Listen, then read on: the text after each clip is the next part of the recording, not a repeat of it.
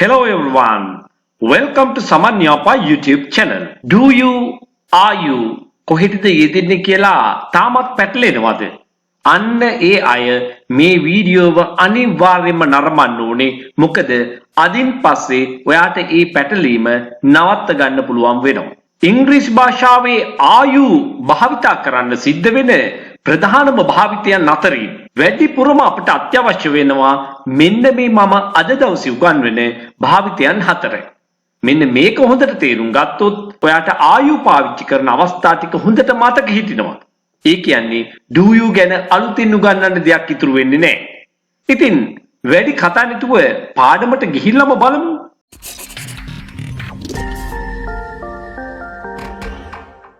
ආයු සමග අපිට ඊටාම හුරුපුරුදු ක්‍රමය තමයි adjective එකක් භාවිතය. adjective එකක් කියලා කියන්නේ නාම විශේෂණ පදයක්. අපි උදාහරණ කිහිපයක් සාකච්ඡා කරලා බලමු ආයු සමග adjective යෙදෙන අවස්ථා. මම කෙටි වාක්‍ය තුලින් තමයි මේ දේවල් ඔයාලට පැහැදිලි කරලා දෙන්නේ. ඉතින් ඔයාගේ දක්ෂතාවයේ හැකියාව කුසලතාවයේ දැනුම අනුව ඔයාට තව තවත් මේවා දීර්ඝ කරගන්න හැකියාව තියෙනවා. Are you happy? ඔයාට සන්තෝෂිත? ඔයාට සතුටුයිද? Are you sleepy? ඔයාට නිදිමතයිද? Are you sleepy? Are you hungry? ඔයාට බඩගිනීද? Are you hungry? Are you thirsty? Are you thirsty? ඔයාට තිබහයිද? Are you angry? ඔයා තරහයිද? Are you angry? ඔයා තරහයිද? Are you lazy? ඔයා කම්මැලිද? Are you lazy? ඔයා කම්මැලිද? Are you busy? ඔයා කාර්යබහුලද? Are you busy? Are you okay? That means are you all right? ඔයා හොඳින්ද ඉන්නේ? ඔයා හොඳින්ද කියලා අපි අහනවා. Are you sad? ඔයාට දුකයිද? Are you sad? Are you ill? Are you ill? ඔයාට අසනීපයිද? Are you sad? ඔයාට දුකයිද? Are you sad? ඔයාට දුකයිද? Are you ill? ඔයාට අසනීපයිද? Are you ill? ඔයාට අසනීපයිද?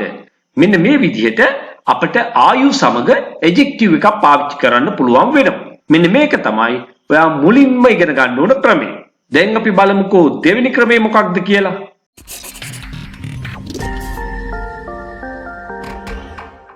ආයු සමග adjective එකක් පාවිච්චි කරනවා. ඔව් ඉතින් ඉස්සරලා කිව්වේ ඒක තමයි. නමුත් මේකේ විශේෂත්වය තමයි ක්‍රියාපදයක ප්‍රධාන අවස්ථා තුන වෙන present tense, past tense, past participle. present, past participle කියන forms තුන ගත්තාම past participle verb එක අපි ඉංග්‍රීසි භාෂාවේදී ප්‍රධාන අරමුණු දෙකක් සඳහා යොදා ගන්නවා. ඉන් එක අරමුණක් තමයි passive voice වාක්‍ය නිර්මාණය කර ගැනීම. දෙවැනි ප්‍රයෝජනය තමයි ඒවා adjectives ලෙස භාවිතා කිරීමේ හැකියාව. past participle verb එක adjective එකක් ලෙස භාවිතා කරන්න පුළුවන්. නාම විශේෂණයක් ලෙස භාවිතා කරන්න පුළුවන්. අන්න ඒක තමයි මම ඔයාට උගන්වන දෙවන ක්‍රමය. ඉතින් මේක තේරුම් ගත්තේ නැත්නම් passive voice සහ සාමාන්‍ය ආකාරයේ active voice වාක්‍යත් පටලව ගන්නවා. ඉතින් මේ හොඳින් බලන්න. නැවතත් past participle verb එකක් නාම විශේෂණයක් සේ යෙදিলা අපි එදිනෙදා කතා බහේදී පාවිච්චි කරන ආකාරය. Are you married? ඔබ විවාහකද? Are you married? Are you tired? Are you tired? ඔයාට මහන්සිද? Are you educated? Are you educated? ඔබ උගත්ද? ඔබ උගත්ද? Are you married? Are you married? ඔබ විවාහකද? ඔබ විවාහකද? Are you scared? Are you scared?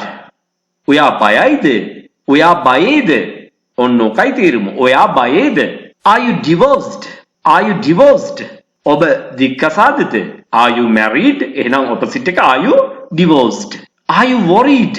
ඔබට කනගාටුද? ඔබ කනගාටුවෙන් ඉන්නේ. ඔබට කනගාටුද? Are you worried? Are you bored? ඔබට නීරසද? නීරසද? Are you bored?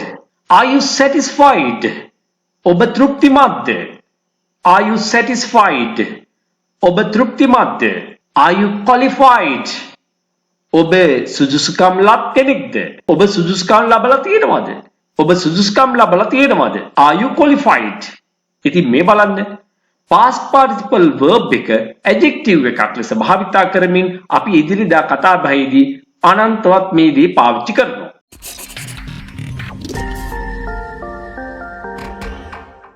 මෙන්න තුන්වෙනි අවස්ථාව ඊටාම පහසු ක්‍රමයේ වැඩියෙන්ම මතක තියෙන ක්‍රමය. ආයු සමග ක්‍රියාවට ing යෙදීම.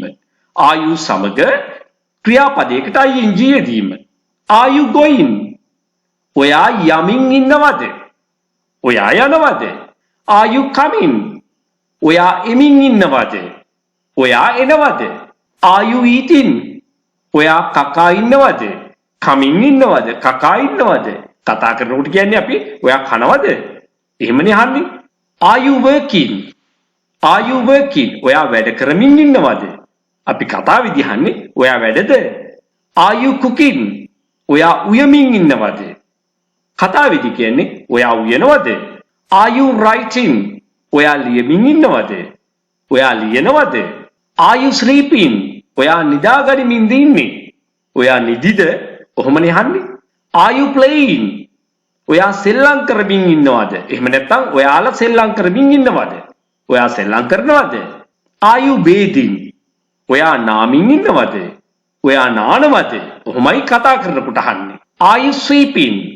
ඔයා අතුගාමින් ඉන්නවද? ඔයා අතුගානවද? හොඳයි. දැන් ඔයාට තේරෙනවා ආයු සමග ක්‍රියාවකට ing යොදලා වෙමින් පවතින ක්‍රියාවක් සාදා ගන්න පුළුවන් කියලා. දැන් අපි බලමු ආයු සමග ඊළඟට මොකක්ද යෙදෙන්නේ කියලා.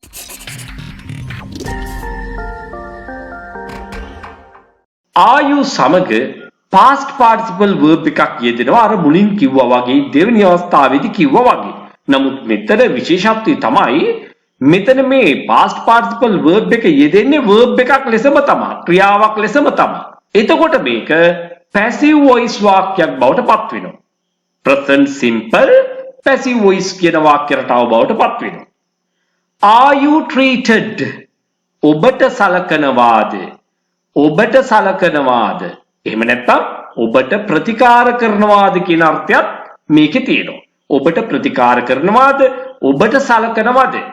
වෙනත් පාර්ශවයක් විසින්. ඒකයි මේ කියන්නේ. Are you assaulted? Are you assaulted? assault කියන්නේ අඩන්තීට්ටම් කරනවා, පහර දෙනවා, ගහනවා, බනිනවා අන්න ඒකට. එහෙනම් are you assaulted? ඔබට අඩන්තීට්ටම් කරනවාද? ගහනවාද? Are you appreciated? Are you appreciated? ඔබව අගය කරනවාද? ඔබව අගය කරනවාද? Are you invited?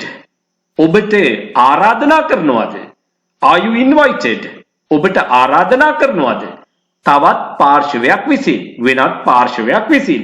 ඕකයි මේකේ සැඟවිච්ච අර්ථය. Are you blamed? ඔයාට බනිනවද? ඔයාට දෝෂාරෝපණය කරනවද? Are you blamed? Are you given? ඔයාට දෙනවද? Are you given? ඔයාට දෙනවද? Are you allowed? ඔබට ඉඩ ලබා දෙනවද? අවසර ලබා දෙනවද කියලා අහන්නේ. Are you allowed? ඔබට ඉඩ දෙනවද? Are you taught? ඔයාට උගන්වනවද? Are you taught? ඔයාට උගන්වනවද? Are you paid? ඔයාට ගෙවනවද? Are you paid? ඔයාට ගෙවනවද? Are you asked? ඔයාට කියනවද? Are you asked? හොඳයි. එහෙමනම් දැන් බලමු මෙතෙක් වෙලා ඉගෙන ගත්ත ක්‍රම හතර මොකක්ද කියලා ඊටාම කෙටියෙන්. පළවෙනි ක්‍රමේ තමයි are you සමග adjective එකක් භාවිතය. Are you happy? Are you sad? Are you hungry? මතකනේ? ඒ උදාහරණ කීපේ. දෙවෙනි ක්‍රමේදී are you සමග adjective එකක් පාවිච්චි කරනවා. නමුත් මේකේ විශේෂත්වය තමයි අපි මේ මොහොතේදී ක්‍රියාවක ප්‍රධාන අවස්ථා තුනෙන් තුන්වන අවස්ථාව past participle form එක තමයි අපි පාවිච්චි කරන්නේ නාම විශේෂණ පදයක්සේ. මොකද ඒකේ භූමිකාවන් දෙකක් තියෙනවා. ප්‍රයෝජන දෙකක් තියෙනවා. ඒ දෙකෙන් එකක ප්‍රයෝජනේ තමයි මේ දැන් අපි ගන්නෙ. Are you married? ඔබ විවාහකද? Are you tired? ඔබට මහන්සිද? තුන්වෙනි අවස්ථාව. අපි හැමෝම දන්න ක්‍රමය are you සමග ක්‍රියාවට ing වෙමින් පවතින ක්‍රියාවක් ගැන සාකච්ඡා කරනකොට ඒ ගැන කතා කරනකොට අපි are you going? Are you coming? Are you playing? ඔය විදිහට කතා කරනවා. හතරවෙනි අවස්ථාව තමයි ආයු සමග අර මම මුලින් කිව්වා වගේ past participle verb එක යොදා ගන්නවා. නමුත් එයාගේ අනිත් භූමිකාව තමයි ක්‍රියාවක් යෙදී passive voice වාක්‍යයක් නිර්මාණය කර ගැනීම. අන්න ඒ අනුව are you treated ඔයාට සලකනවද? are you appreciated ඔයාව අගය කරනවද? are you taught ඔයාට උගන්වනවද? are you paid ඔයාට ගෙවනවද? අන්න ඒ වාගේ වාක්‍ය passive voice බවට පත් වෙනවා. මෙන්න මේ වාගේ වීඩියෝ ඔයාට අප්ලෝඩ් කරපු ගමන් දැනගන්න නම් ඔයා channel එක subscribe කරලා තියාගන්න අමතක කරන්න එපා. ඔයා කොච්චර ඉගෙන ගත්තත් තාමත් ඉංග්‍රීසි කතා කරන්න බෑ නේද? ඔයා කරන්න ඕනේ ඉගෙන ගන්න ක්‍රමයේ වෙනස් කරන එක. සියලුම ව්‍යාකරණ ඔයා ඉගෙන ගත්තට ඉංග්‍රීසි තාමත් කතා කරන්න බැරි වෙන්න හේතුව ඒ සඳහා පුහුණුව අත්‍යවශ්‍ය වෙන නිසා. ඒ සඳහා ඔයා තෝරගන්න ඕනේ පිරිස අඩු පන්තියක්. මෙන්න මේ පන්තිය ඔයාට වඩාත් සුදුසුයි කියලා මම හිතනවා. 3 ශ්‍රේණියේ සිට 11 ශ්‍රේණිය දක්වා පාසල් යන දුවල පුතාලට ගෲප් ක්ලාස් එකකට සම්බන්ධ වෙන්න පුළුවන්. එක කණ්ඩායමක මම තියාගන්නේ 10 දෙනෙක් පමණයි උපරිම වශයෙන්. මාසෙකට පැය 8ක් උගන්වනවා රුපියල් 2000යි පන්ති ගාස්තුව. ඉන්ඩිවිජුවල් ක්ලාස් එකකට ඒ කියන්නේ තනි පුජ්‍යල පන්තියක් සඳහා පැය 8ක් වෙන් කරනවා ගාස්තුව රුපියල් 8000යි. මේ සියල්ලම මාර්ගගත ක්‍රමයට ඒ කියන්නේ ඔන්ලයින් ක්ලාසස් ක්‍රමයට තමයි පවත්වාගෙන යන්නේ. සාමාන්‍ය පෙළ විභාගයෙන් පසු ඒ වගේම මෙවර උසස් පෙළ විභාගයෙන් පස්සේ සිසුන්ට නේවාසිකව පුහුණුව ලබා ගන්න පුළුවන් දින 21ක්. මේකේ විශේෂතා ගොඩක් තියෙනවා. ආහාර පාන නවාතැන් පහසුකම් සමග සම්පූර්ණ ගාස්තුව ඔයා ගෙවන්න ඕනේ රුපියල් 85000ක් පමණයි. ඒ විතරක් නෙවෙයි පාඨමාලාව සාර්ථකව නිම කරන අයට ඒ අයගේ දක්ෂතා අගයමින් සහතික පත්‍රයක්ද නොමිලේම පිරිනැමෙනවා. වෙනත් කිසිදු මුදලක් අය කරන්නේ නැහැ. දැනටමත් විදේශගතව හෝ විදේශගත වීමට බලාපොරොත්තු වෙන සිටින අයට, වැඩිහිටියන්ට, විවිධ වෘත්තිකයන්ට, ඒගොල්ලන්ටත් නේවාසික පුහුණු පාඨමාලාව සඳහා සම්බන්ධ වෙන්න පුළුවන්. ආහාර පාන නවාතැන් පහසුකම් මේ සියල්ල සඳහාම ගෙවිය යුත්තේ රුපියල් 85000ක් පමණයි. පාඨමාලාව සාර්ථකව නිම කරන අයට සහතික පත්‍රයක්ද පිරිනැමෙනවා. මේ නේවාසික පුහුණු පාඨමාලා සඳහාද බඳව ගන්නේ උපරිම වශයෙන් එක කණ්ඩායමකට 10 දෙනෙක් පමණයි. ඒ වගේම වැඩිහිටිය අයට ඔන්ලයින් ක්ලාසස් පැවැත්වෙනවා. එක කණ්ඩායමකට උපරිම වශයෙන් බඳව ගන්නේ 8 දෙනෙක් පමණයි. ගාස්තුව මාසිකව රුපියල් 3000යි. ගෲප් ක්ලාස් එකකට සම්බන්ධ වෙන්න බැරි අයට තනි පුජ්‍යල පන්තියක් ඉන්ඩිවිජුවල් ක්ලාස් එකක් arrange කරගන්න පුළුවන්. මාසෙකට පැය 8ක්ම දෙනවා. රුපියල් 10000ක් පමණයි අය කරන්නේ. ඔයාට කැමති වේගයෙන් ඔයාට කැමති විදිහට ඉගෙන ගැනීමේ අවස්ථාව ලැබෙනවා. ඉතාලම අඩු මුදලකට ඔයාට උගන්වන්නත් පුළුවන්. එහෙමනම් එක පන්තියක අවම වශයෙන් 100 දෙනෙක්වත් දාගන්න ඕනේ.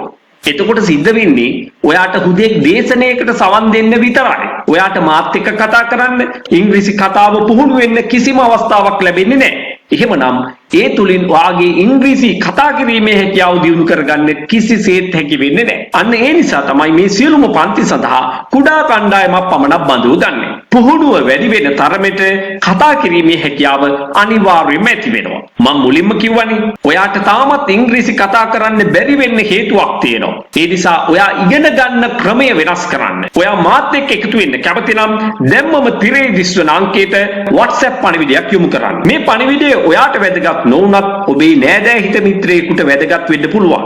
ඊගොල්ලන්ගේ දුවල පුතාලට වැදගත් වෙන්න පුළුවන්. ඒ නිසා මේ පණිවිඩය හැකිතාක් දුරට share කරන්න. Thank you everyone.